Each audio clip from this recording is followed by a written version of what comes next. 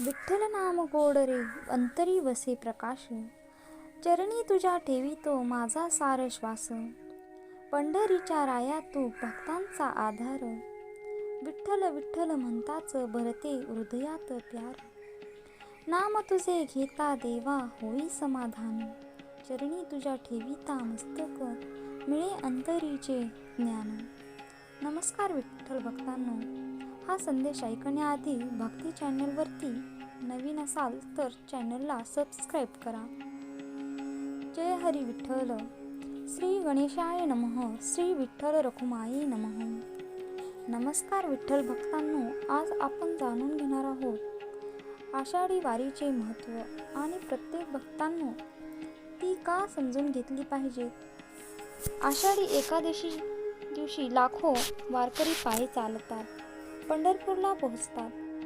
हातात टाळ मृदुंग, मुखी ज्ञानोबा तुकारामचा गजर आणि हृदय यात विठ्ठलाच्या भेटीचा आस. हीच वारीची खरी ओळख आहे. वारी आपल्याला शिकवते की जीवन एक प्रवास आहे. या प्रवासात अहंकार, द्वेष आणि मत्सर सोडून प्रेम, सेवा आणि समता स्वीकारावी. वारकरी एकमेकांची सेवा करतात, दुःखात आधार देतात आणि आनंद वाटून घेतात. हाच विठ्ठलाचा खरा संदेश आहे. संत ज्ञानेश्वर आणि संत तुकाराम असे अनेक संतांनी वारीच्या माध्यमातून समाजाला भक्तीचा आणि सदाचाराचा मार्ग दाखवला.